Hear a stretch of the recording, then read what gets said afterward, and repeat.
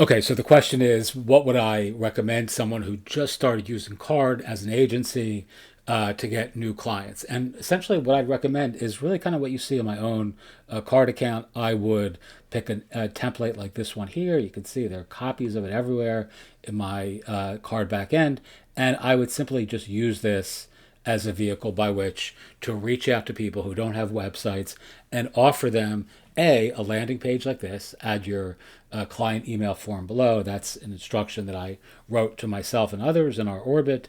And B, have some sort of back end offer. In this case, something like an email marketing sort of a consulting offer or management offer or something like that. So you have some continuity of service that you can create for your clients, and that's really it. You're just essentially reaching out to people that need a very simple website. Maybe they're on social media already using Linktree or Link in Bio or one of those solutions. And instead, you're offering them a landing page built on Card that is, you can literally do this in 5 minutes. You're just going to keep duplicating here that, this sort of landing page design, and you're going to find people who need something, who have nothing, and would love actually to start a newsletter, a Substack, a button down newsletter, a Kit newsletter, a Flowdesk newsletter. It doesn't really matter. Ghost, any of those services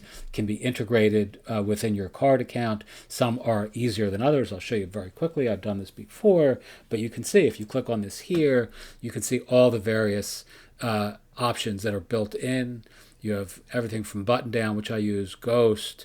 You have MailChimp. You have all these other services. Essentially, if your clients use any of these already, it's simply a function of following the prompts below, which you can see here, and you're off to the races. If they don't, if they use something like Substack, there's a couple little extra sort of you have to play around a little bit more. There's some services out there that allow you very easily to add a Substack form.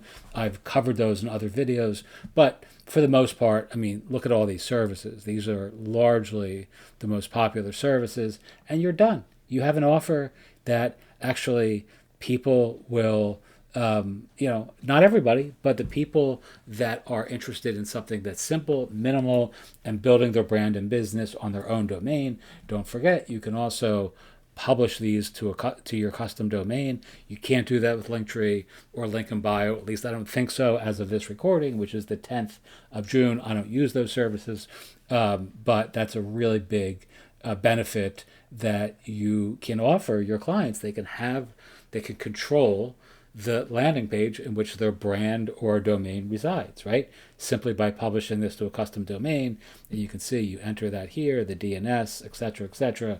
Not going to cover that here, but you get the point.